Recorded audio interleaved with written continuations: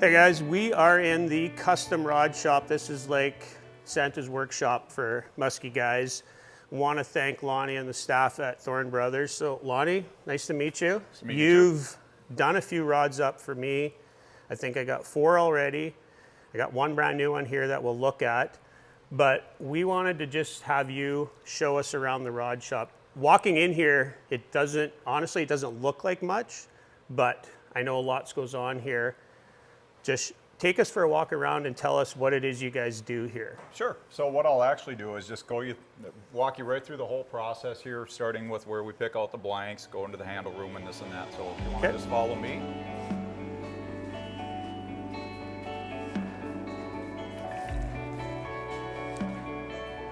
All of the builds that we do start out from a blank that will fall somewhere along one of these walls here. We try to keep them organized. We have lots of blanks, everything from crappie rods, even ice rods behind me to the longest musky rods. Which I do have.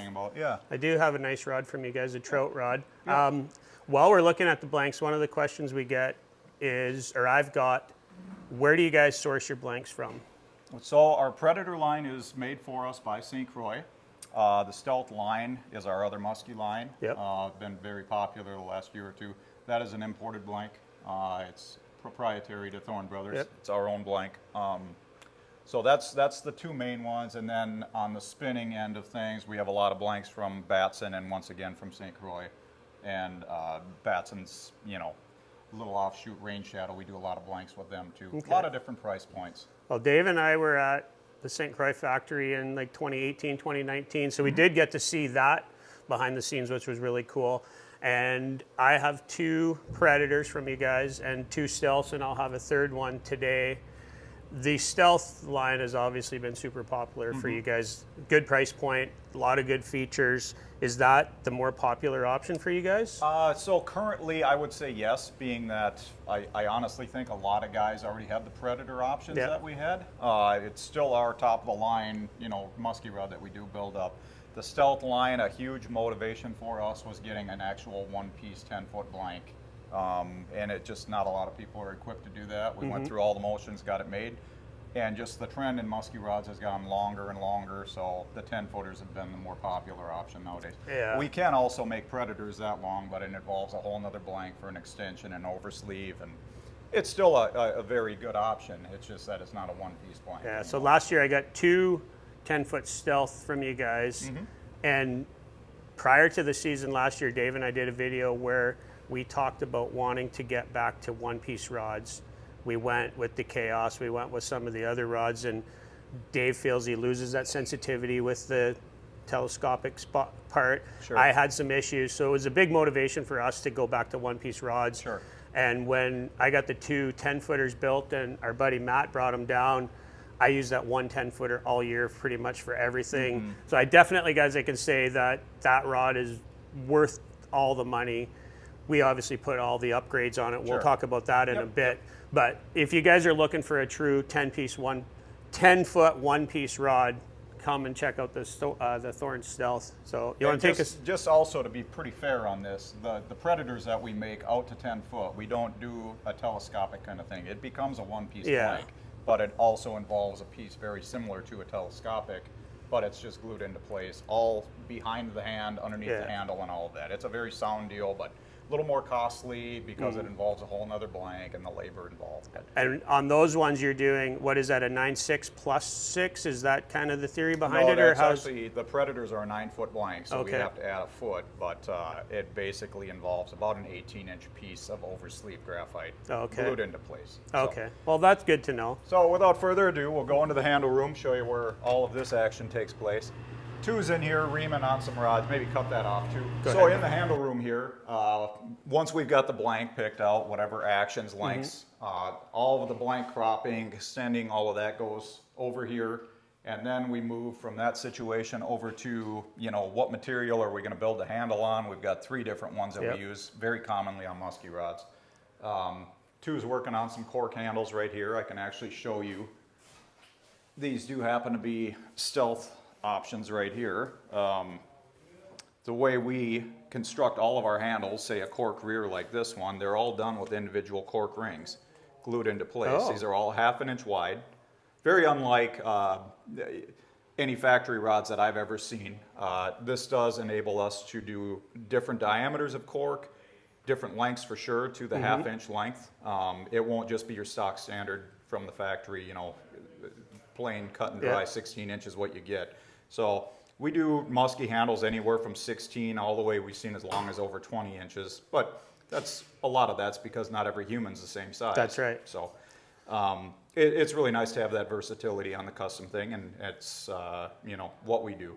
So while we're here in the handle room, what are the popular options for the butt and the foregrip? So all of the stealths have an 18-inch rear. Yep. If it's a stock standard one built, sold off of our floor. Of course, on a custom order basis, we build them to whatever length the customer will want. We have our recommendations, of course, but somebody that's 6'6", very commonly is going to have a longer rear than somebody that's 5'7". That makes sense. Yep. So we kind of let the customer dictate that. The rear grip length is right behind the reel seat all the way to the very back, in case anybody's wondering.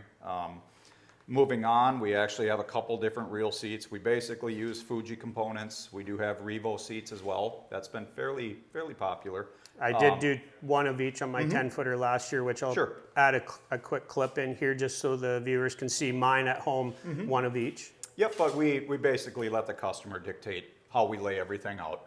We can also do split grips, of course, if you want the exposed blank section. That's a personal preference thing, in my opinion. Yep. Most importantly is the length, though, so it fits, you know, the person perfectly. Yep. When you're repetitively casting for muskies, for example, that does make a big difference. I'll just jump in. Last year I brought a Kramer custom rod down.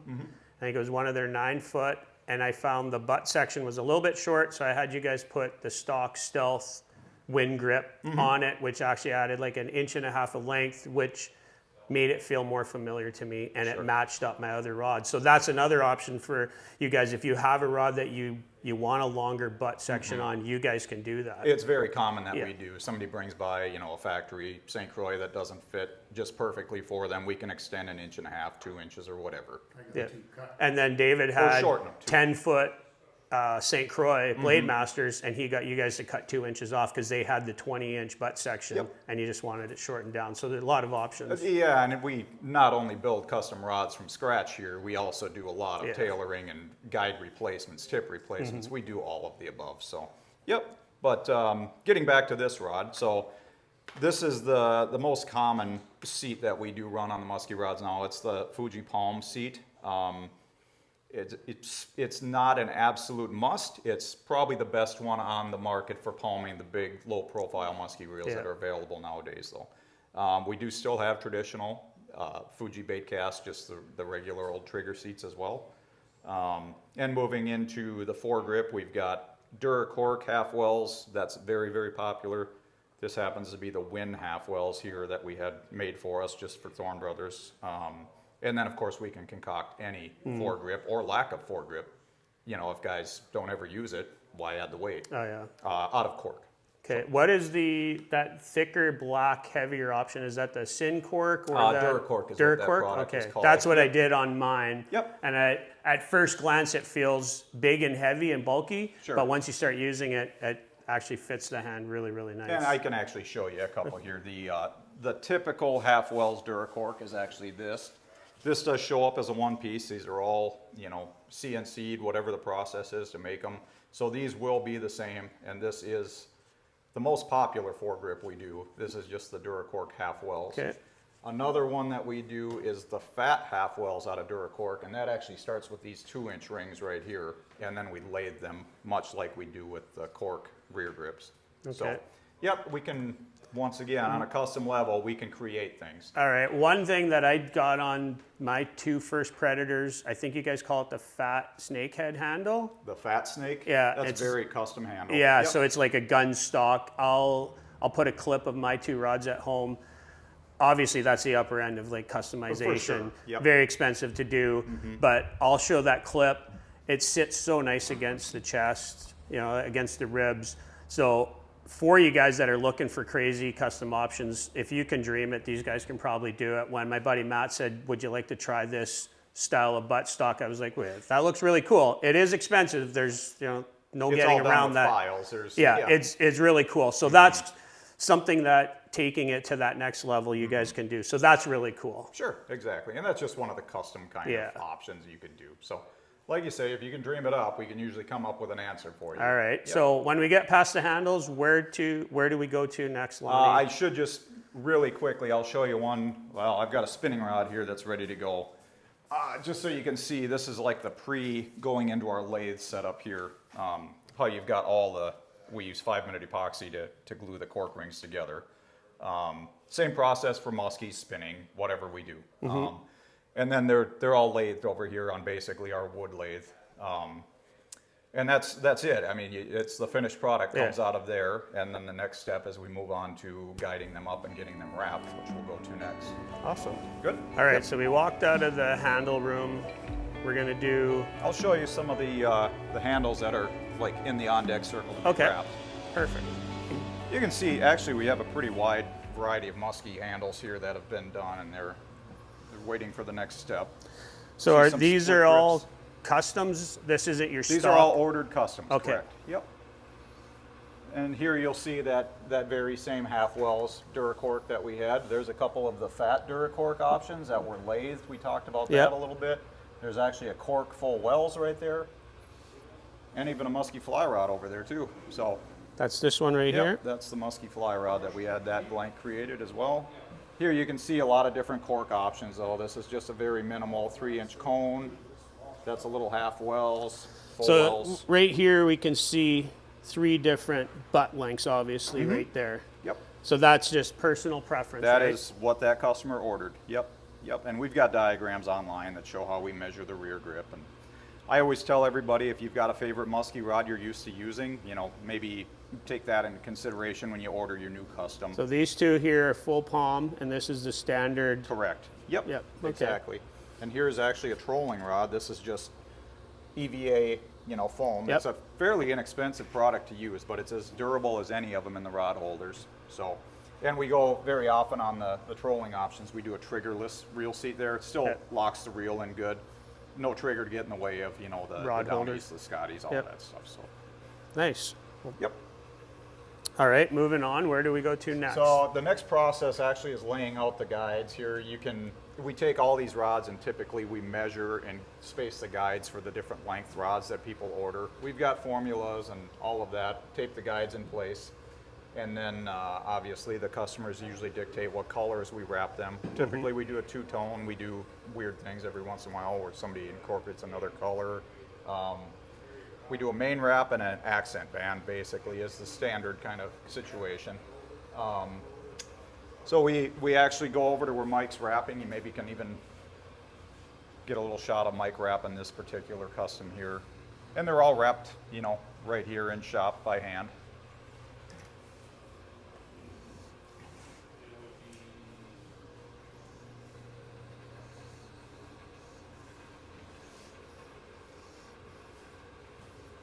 So everyone in the shop is done right here by hand? All of the custom orders are done right here, correct? Yep.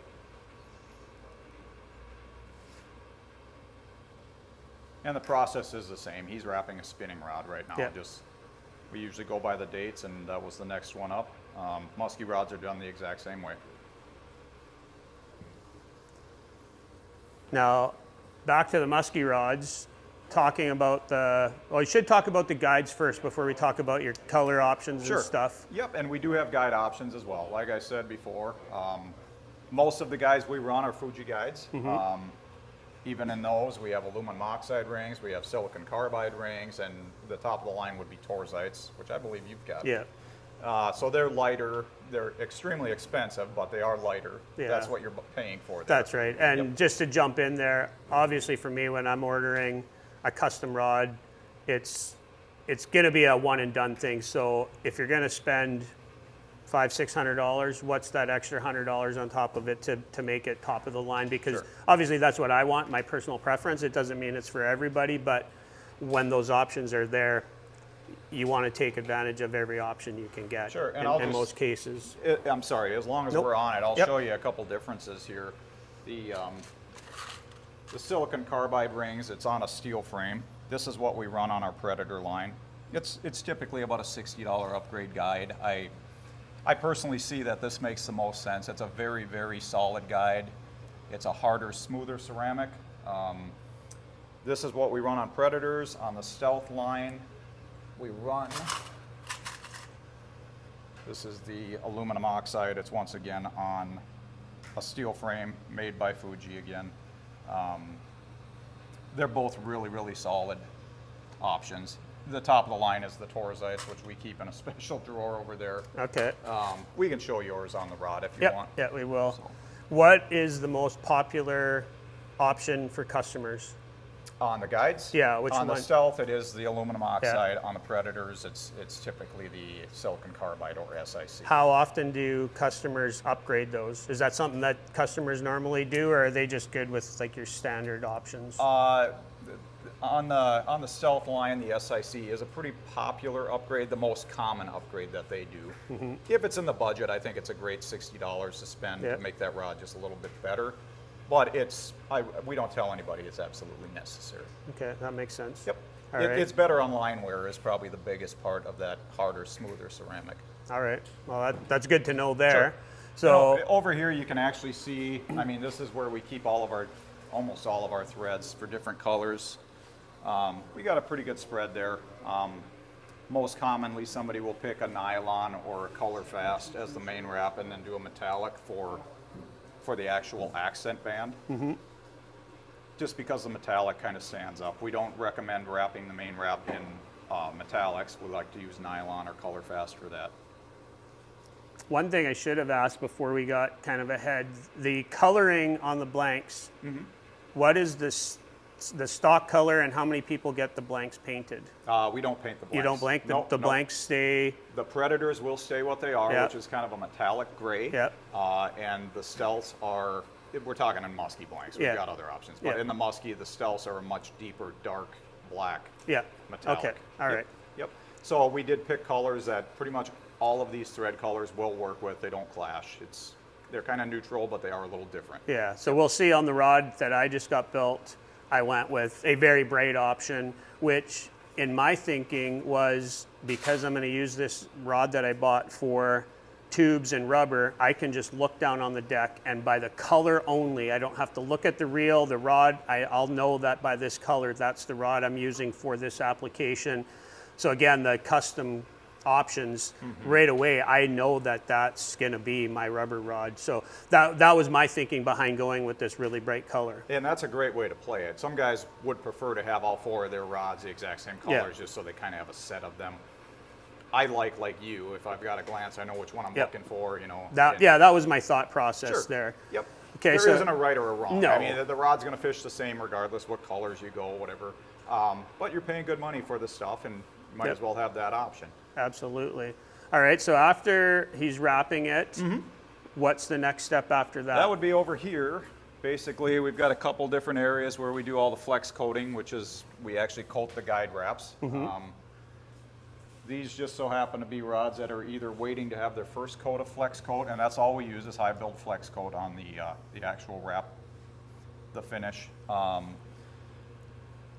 You've got some here that are just wrapped, and these are all straightened. We do all that by eye as well. Yep. Put a reel in there, straighten all of the rods. This is actually nylon thread that has not been coated, and here is one waiting for the second coat.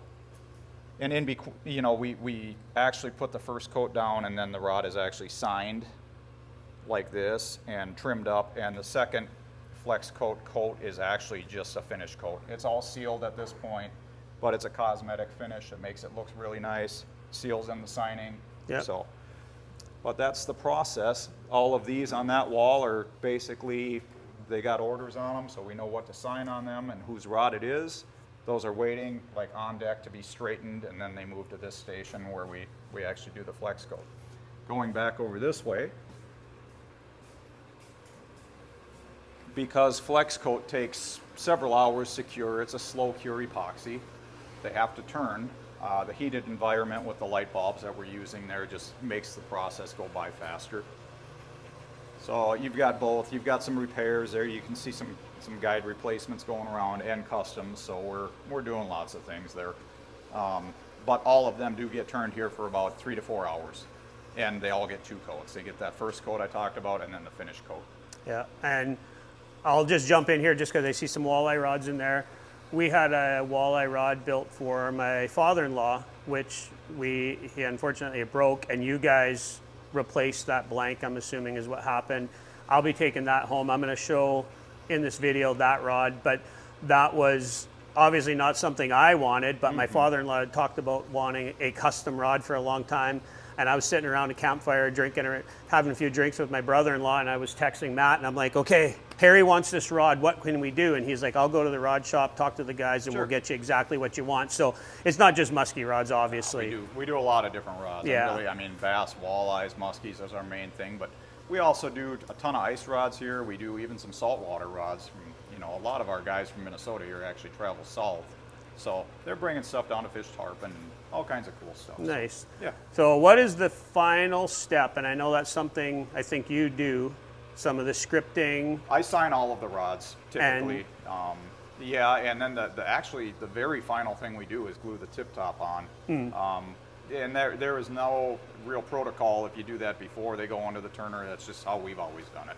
Find it easier to straighten that tip top with all the guides already in line. And making sure it's perfectly straight. Okay. Yep. And we do typically 5-minute epoxy all of our tip tops on there. That's the best hold we can find. Okay, that's good to know too.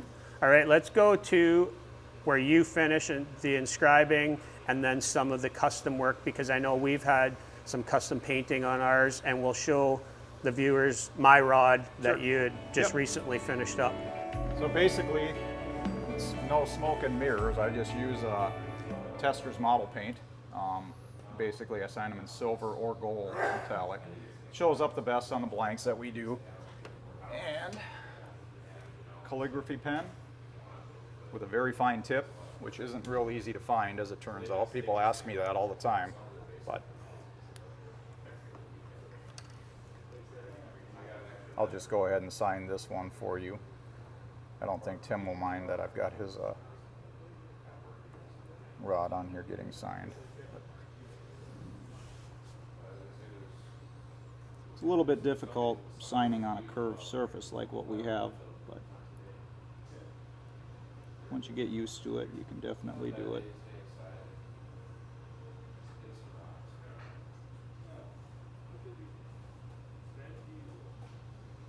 So I typically sign them custom built for the customer's name if they want by Thorne Brothers. Is kind of the standard thing. We do a lot of nicknames on rods as well though.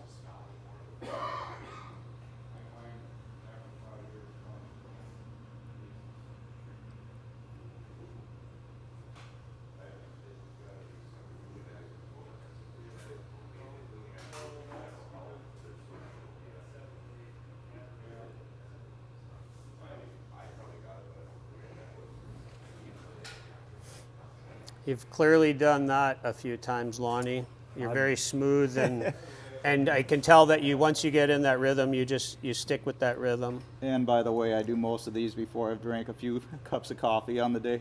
Makes sense. Yeah.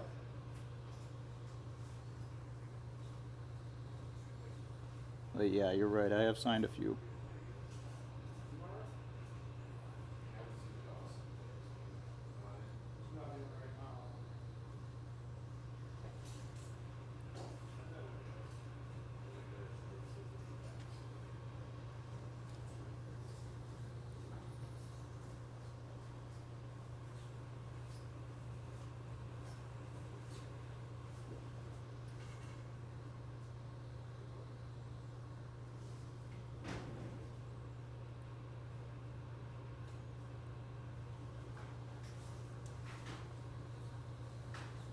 So that's basically the whole process. This takes just a few minutes to dry, and then it's ready for that last coat of flex coat that completely seals and protects all the signing that's gone on. So. All right, and if the customer is going to take it one step further and go to some custom artwork, clearly that's something you do Off-site. Yeah, that goes home with me. It takes a couple hours to do every one of those. We can show yours if you want. Yeah, we'll walk through my rod here and have a look at the latest one I got done. And then maybe after that, we'll look at an order sheet, because I will be looking at ordering another rod. So we may as well go through that with you. Sure. Yep. I'll bring my buddy Matt in because he'll kind of advise me on a few things that he think will work for that. And before we wrap up, I do want to look at some of the stock stuff that you guys have here for people that want to do rod sure. repair and stuff at home. So if we want to grab my rod, maybe let's have a look at that. Sure. Yeah, it's right over here on the rack. These are all waiting to be picked up customs that we've got over here.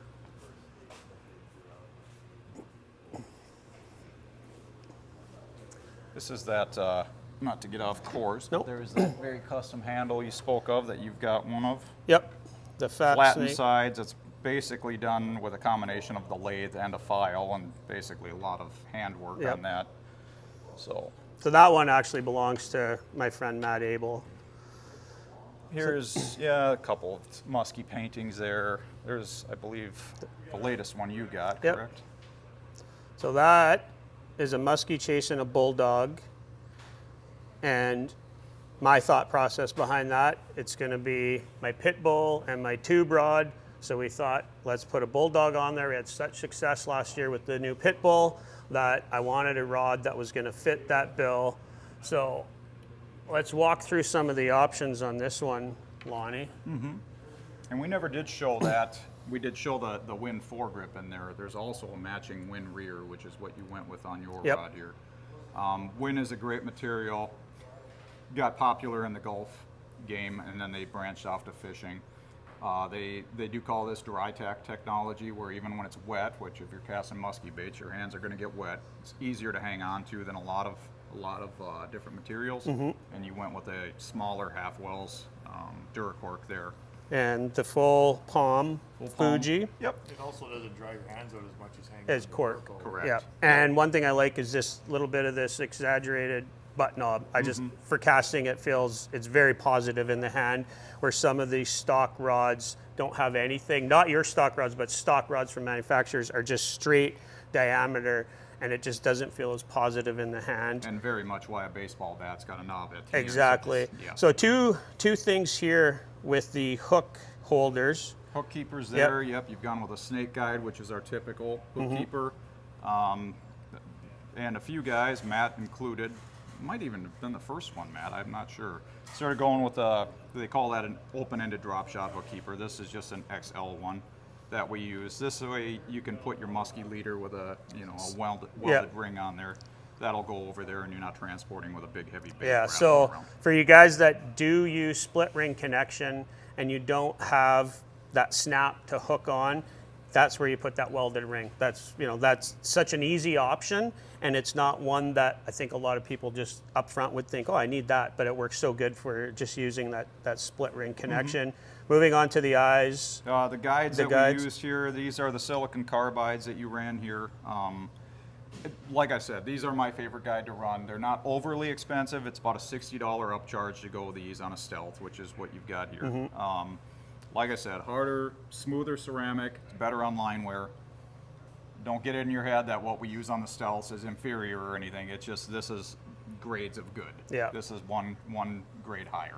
Yeah, than so the standard. for the record on this one, this is a 9-foot heavy. And I have the 10-foot extra heavies, and I just felt that the 9-foot heavy throwing that pit bull, maybe even the mag dogs, and then just the 10-inch monster tubes, that this would be the right weight. Still have lots of backbone, a little bit lighter, a little bit easier to maneuver around the boat.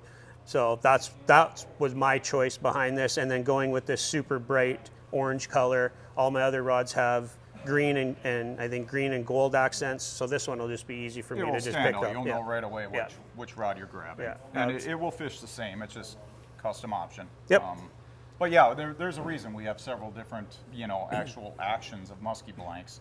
We have 4 or 5 options in either the Stealth or the Predator, and it's a lot like the game of golf. You're going to find that some baits are much easier on the heavy. You go to anything above a mag dog, and you're probably going to, look for the extra heavy or even the double X for the pounders. But that's the reason we have all those. The extra heavies are the most common one that we build, even in the Stealth or the Predator. That's just the most popular. Yeah. It covers the most bases, but the heavy is also a great one to put in there, and guys that are doing nothing but the biggest of baits, that's where we have that double X. Yeah. And by the way, the medium heavy, which might be what we're looking for I for believe this so. other rod, That's the lightest option. That's kind of your early in the year, your springtime musky bait kind of stuff. But you know, there's no saying that in October you can't just throw something very small and get a bite. Yeah. Well, let's talk through that here in a second. Take us over and show us some of your stock replacement parts for guys that are at home that want to tinker with their own rods. I see you got a bunch of stuff on the wall here. Yep. And Matt said you have one rod blank that's set up with a lot of your thread colors as they look on a rod. Let's go have a quick look at that. Sure thing. What we've got here is just, we've wrapped a lot of our most common main wrap colors here on a Predator blank so that you can actually see that nylon color in particular. When it gets wet, it changes colors, gets a darker shade. So we have, you know, if you're in-house here, we can show you, and it's better to actually see the color. So you know exactly what you're going to. Yeah, I think that's useful. Matt just showed this to me, and obviously, like these greens, when you look at the spool, are going to look quite a bit brighter. Yeah, as a matter of fact, that top green, you can see the two, maybe get it back in the light there. You can see this color, once it's dark, turns to that. So it's just a subtle difference, but it's good to know, and obviously if somebody's coming in shop to order, you guys can walk them through that. And oftentimes somebody's going for, you know, a green base Packer rod or, you know, a Chiefs rod or something like that. We can very easily match up the colors there. Okay, perfect. Let's have a quick look at some of these stock things you have. Sure. These are basically the supplies that most guys at home would come in here and buy, and we do have a fair amount of traffic through here. You know, they can not only buy their blank from us, you know, almost all of the blanks, not the stealths, but almost all of them are available for sale. And then they can do their own stuff at home. The guys, I mean, you can get yourself set up to do this kind of work at home for sure. It requires a little bit of prep and, you know, just a few simple tools, but pretty much everybody can do it. Yeah. So that's all the threads and the epoxies that we use on our handles. Here's some handle kits that we commonly sell here. And over on this side, we actually sell a lot of the guide sets that we use on our customs, and you see a variety of you know, ice handles that we do, and even sell the complete kits from Mudhole too for, like you say, a guy that wants to build at home. You've got everything you need right in that box. Quick question on the ice stuff. When is the busy season for you guys building ice rods? It probably starts in September and goes through January, I would say. When everybody's getting prepped up. Well, when we're starting to get ice here, or, you know, people start thinking about it, let's say late fall. Yeah. The custom ice rods, that's a popular... It is. We do thousands of ice rods out here. I know Matt got one done up for me. I think it's like a 40 or something. Extra heavy trout rod is what I used it for. Beautiful rod. Again, not super cheap, but you're getting what you pay for. And compared to some of the stock rods that I've used, it's definitely a big upgrade. So I would recommend looking at those as well. Sure. So we've got a full line of ice blanks, just like we do on the muskie and the bass and the walleye lines. You know, we've got, without thinking about it too much, we've probably got 8 or 10 different actions and ice blanks that are made just for us. Oh, nice. Yep. So we're the only place you'll find those. Awesome. Well, as we wrap this one up, and Lonnie, I want to thank you, for taking us through this shop. It'll be an interesting view for people that, one, don't get a chance to come here in person, and just to see what it is that goes through here. How many hands touch a rod in the shop here? Probably 3 or 4. We typically have up to 5 guys a week in here working in our rod shop. 3 or 4 actually touch every rod. I mean, we have a handle guy, and then it goes to Mike or Dan to wrap it, and then, you know, a flex coat guy. I sign almost all of them, really. So who looks at them as the final quality control? I guess if there was a guy, it's me. Yeah, you look at every single one, make sure it's pretty much up to standard before it goes out the door? Yep. Nice. Yep. Awesome. All right, I'm going to bring my buddy Matt in, and let's talk about what I want in my next rod. Sure.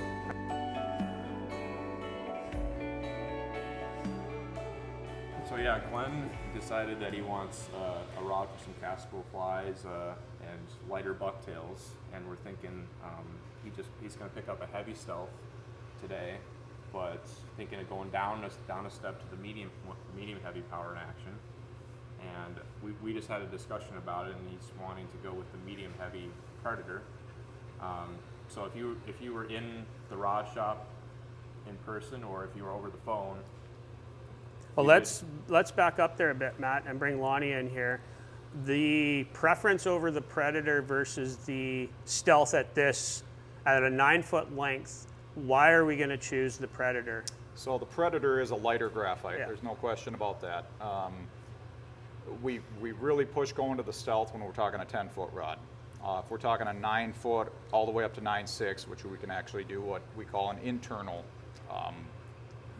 basically we do an internal extension on the rod to make it a 9.6. The blank itself starts at 9 foot, so we do a little 6-inch extension. Doesn't add all that much weight. It's when we go to a 10-footer that we got that 18-inch oversleeve that I was talking about. So we're thinking 9 foot here, and because weight is going to be paramount in this build, because I want to use it for really light castable flies, some of the bucktails that they use without the blades, like want to go really light stuff, some of the small swim jigs, and like your micro bucktail. So I'm going to cover quite a bit of bases. It might not be the perfect rod for each thing in there, but because weight's an issue, Lonnie suggested the Predator. Price difference is very close to the Stealth. So for myself, I'll make the decision to spend that little bit extra to go with the Predator. So Matt, if we were in store and we're going to look at this order form, Matt and Lonnie can kind of walk us through what it is we need to do on this order form. So it's actually pretty all laid out here. We start with the blank and then the overall length. Typically, if you're in-house like you are, Glenn, we'll look at some different handle lengths. You've got other rods, so you're going to have a rear grip length in mind. But like I said, we can make some suggestions on how long it is, but I definitely encourage, if you're in-house, to pick up a couple of the done rods and see how they fit every individual.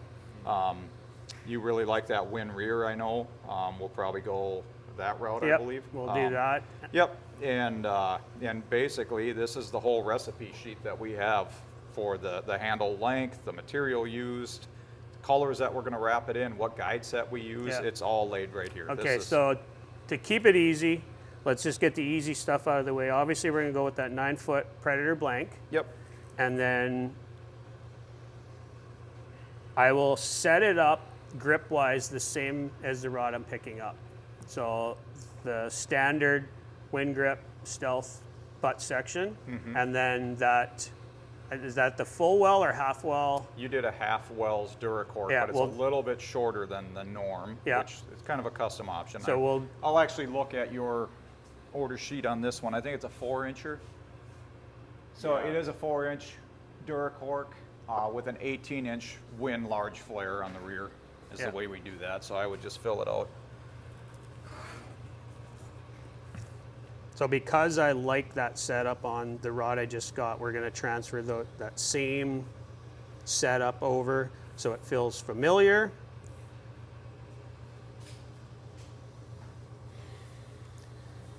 We're going with the palm seat. We're going with the palm seat. And we're going to do foregrip length right here. 4-inch Dura half wells is what that is. And the half wells is just actually the contour that we saw over there. It's it's actually a fly fishing term because the half wells was kind of something that they found was very comfortable in the hand. Well, we've used that in the musky world now. So. All right, perfect.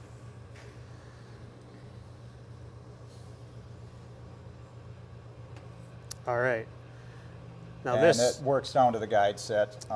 You've got SIC guides on that one, which is usually my go-to.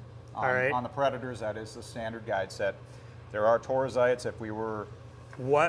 if we're looking at weight, what is the lightest option there? The Torzites are the lightest. They're about 30% lighter than the steel framed options that we have. And the price increase on those? $150 on a Stealth, and because the Predators come with the SICs, it's $90 over and above that $60 upgrade. All right. Because we're looking at the weight option, we're going to go with that. Yeah. Okay. Because we want to go the lightest weight possible on this rod. And then you have to pick your color, and we've also got the hook keeper option if you wanted to do that snake guide plus the XL drop That's what shot. we'll do on that one. Okay. We'll do both of it. So I'll add that. We can go over, I don't know if you had something in mind, Glenn, on the color options you want to do, or if you want to look at that stick and... Yeah, let's look at the stick and the color options, and we'll make a decision. I do have something in mind that I think will work Okay. on that, and then we can have a look right there, and we'll make a decision based on if we have the thread color on the rod. Let's have a quick look. I would like to go with a blue, a fairly bright blue, and the silver option. So I see that's a blue there. Yep, there's actually a brighter blue, and that would be in the color fast threads. This, when it's called color fast, that thread will not change color when it gets wet. So what you see is what you're going to get. All right. So if you really wanted a vivid blue, we'd be looking at a color fast. That's what I would say, blue, and then the accent color, the silver. Okay.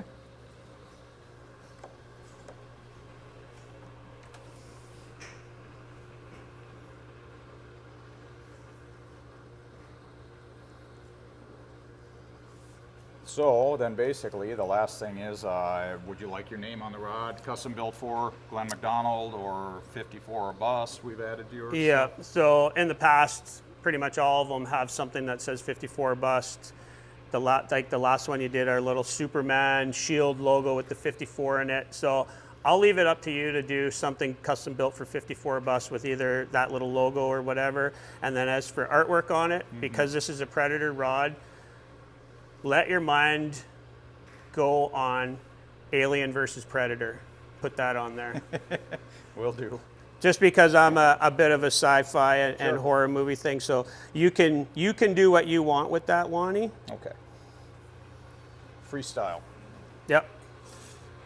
And that basically is our whole, like I mentioned, that's our recipe sheet to build you up. You know, we've got the 9-foot and the blank that we're going to use, and all the rest of it just falls into place. Okay, so if somebody comes into the rod shop, they run through this, now they want to know the price.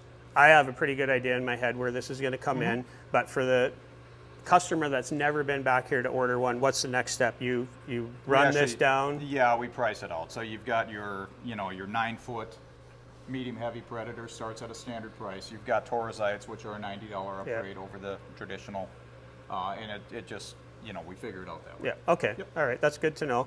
All right, so I'm gonna leave that with Lonnie, and because I've already got 5 rods from him, I have total trust that he's gonna come up with something, and because Matt lives 5 minutes away, Matt will be working with you on coming up with something really cool, because Matt and his family have got so many rods from you guys. You do some really cool custom work on the inscriptions and the painting, so I have full faith that you'll do something really cool. But again, we're going to wrap this up. Lonnie, thank you so much for taking us and our viewers through the rod shop. Appreciate it. And the next time we're down in town, we'll stop in, we'll say hello again. Maybe it'll be in time to pick this rod up. You'll pick the rod up at that point. Typically, we run somewhere around 4 to 5 weeks, just so you know. Yep. It does vary a little bit by our workload, but it's been pretty consistent, at least a month lately. All right, well, that's good to know. Yep. Well, guys, there you go. That was the custom rod shop down at Thorne Brothers. If you guys are ever in the neighborhood, stop by, take a walk up to the rod shop, say hi to Lonnie. If he has time, maybe he'll take you for a quick little walk around if they're not too busy. Thanks again, Lonnie. Thank you. Thank you.